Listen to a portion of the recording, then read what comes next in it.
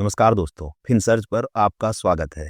Tata consultancy services TCS ने कहा है कि उन्हें भारत, ब्राज़ील और दूसरे उभरते बाजारों में तकनीकी विकास की बड़ी संभावनाएं दिख रही हैं। कंपनी के ग्रोथ मार्केट्स के प्रेसिडेंट गिरीश रामचंद्रन का कहना है कि इन देशों में टेक्नोलॉजी को तेजी से अपनाया जा रहा है और लोग अब समझ रहे हैं कि टेक्नोलॉजी से आम आदमी और बिजनेस दोनों को फायदा होता है। टीसीएस के फाइनेंशियल ईयर 2024-25 के नतीजे कुल मिलाकर अच्छे रहे। कंपनी का शुद्ध मुनाफा 48,553 करोड़ रुपए रहा, जो पिछले साल से 4.2% ज़्यादा है, और कुल रेवेन्यू भी लगभग 2.5 लाख करोड़ रुपए यानी करीब 30 अरब डॉलर तक पहुंच गया।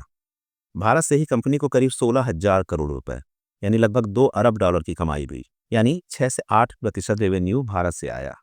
टीसीएस के लिए भारत, ब्राज़ील, सऊदी अरब, एशिया पैसिफिक, मिडिल ईस्ट और अफ्रीका और लैटिन अमेरिका ग्रोथ मार्केट्स में आते हैं। इन देशों में डिजिटल सेवाओं की मांग बढ़ रही है। सरकारें और बिजनेस डिजिटल ट्रांसफॉर्मेशन में पैसा लगा रहे हैं। लोग मानते हैं कि टेक्नोलॉजी से रोजगार, शिक्षा और सेवाएं बेहतर होंगी। टीसीएस अब भारत को सिर्फ एक मार्केट नहीं बल्कि एक फोकस एरिया मान रहा है, क्योंकि भारत की अर्थव्यवस्था तेजी से बढ़ रही है। स्टार्टअप और इनोवेशन को सरकार बढ़ावा दे रही है। युवा आबादी बड़ी है जो टेक्नोलॉजी को तेजी से अपनाती है। सरकारी योजनाएं और पब्लिक सेक्टर में टेक्नोलॉजी की मांग बढ़ रही है। कंपनी के ग्रोथ मार्केट्स के प्रेसिडेंट गिरीश रामचंद्रन का कहना है, भारत में बहुत पॉजिटिव माहौल है और हम यहाँ अपनी उपस्थिति और बढ़ा रहे हैं। भारत के लिए टीसीएस ने 3 खास टेक्नोलॉजी सेवाएं भी लॉन्च की हैं। पहला, टीसीएस सॉवरीन सिक्योर क्लाउड। यह पूरी तरह से भारत में बना और भारत में होस्ट किया गया क्लाउड सिस्टम है। इसे सरकारी और पब्लिक सेक्टर के लिए डिजाइन किया गया है। इससे सारा डेटा भारत की सीमाओं के भीतर रहेगा। इस तरह यह डेटा संप्रभुता यानी डाटा सॉवरेनिटी को मजबूत करता है। साथ ही यह एआई इंटीग्रेटेड और digital personal data protection act 2023 के अनुरूप है। दूसरा है टीसीएस डिजीबोल्ट। यह एक एआई सक्षम लो कोड प्लेटफॉर्म है। इसमें कोडिंग की जरूरत कम है और सॉल्यूशंस बनाना आसान है। इसकी सहायता से कंपनियां तेजी से डिजिटल इनोवेशन कर सकती हैं। तीसरा है साइबर डिफेंस सूट। यह साइबर सुरक्षा के लिए ग्लोबल स्तर पर इस्तेमाल हो रहा टूल है। इसे अब भारत में भी शुरू किया गया है।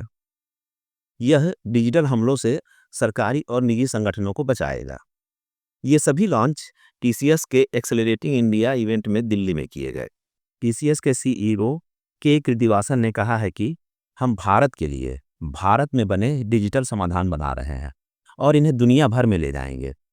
टेक्नोलॉजी, डेटा सुरक्षा और स्थायित्व हमारे मुख्य मूल्य होंगे। प्रश्न यह है कि क्या ग्लोबल चुनौतियां इन ग्रोथ मार्केट्स को प्रभावित करेंगी? अमेरिका, यूरोप जैसे बाजारों में अभी आर्थिक अनिश्चितता है, जिसका कारण टैरिफ, ट्रेड और खर्चों में कटौती है। कंपनी के ग्रोथ मार्केट्स के प्रेसिडेंट गिरीश रामचंद्रन के अनुसार अगर कोई बाजार धीमा है तो टीसीएस वहां कॉस्ट सेविंग समाधान देता है, और अगर ग्रोथ की संभावना है तो वहां ट्रांसफॉर्मेशन प्रोजेक्ट्स पर काम करता है। इस तरह टीसीएस के पास दोनों तरह के समाधानों का अनुभव है, इसलिए वो हर तरह के बाजार में काम कर सकती है। दूसरा सवाल यह है कि क्या भारत की ग्रोथ दर में गिरावट से आईटी इंडस्ट्री पर असर पड़ेगा? कुछ एजेंसियों ने भारत की फाइनेंशियल ईयर 2025-26 की जीडीपी ग्रोथ को 6.2% से 6.7% के बीच बताया है, लेकिन टीसीएस को लगता है यह कोई बड़ी गिरावट नहीं है। गिरीश रामचंद्रन कहते हैं कि अगर सिर्फ 0.25% गिरावट हो तो दुनिया के ज्यादातर देश उसे अच्छे से स्वीकार कर लेंगे, और भारत में अभी भी ग्राहक निवेश कर रहे हैं, खासकर सरकारी प्रोजेक्ट्स में। कुल मिलाकर निष्कर्ष यह है कि भारत और अन्य ग्रोथ मार्केट्स में टेक्नोलॉजी का भविष्य उज्जवल है और टीसीएस इन देशों में डिजिटल बदलाव का हिस्सा बनना चाहता है। कंपनी भारत को एक मुख्य केंद्र मानती है और भारत में बनी तकनीकों को दुनिया तक पहुंचाना चाहती है। तो अगर इन सभी चीजों का ध्यान में रखा जाए तो टीसीएस का भविष्य उज्जवल ही दिखाई दे रहा है। तो दोस्तों, आपको यह खबर कैसी लगी कमेंट सेक्शन में अपने विचार जरूर बताइएगा, और अगर आपको यह वीडियो पसंद आया हो तो इसे लाइक और शेयर करना न भूलें।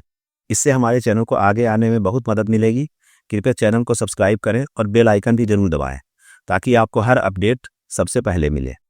नमस्कार, जय हिंद। दोस्तों, यह निवेश की राय नहीं है।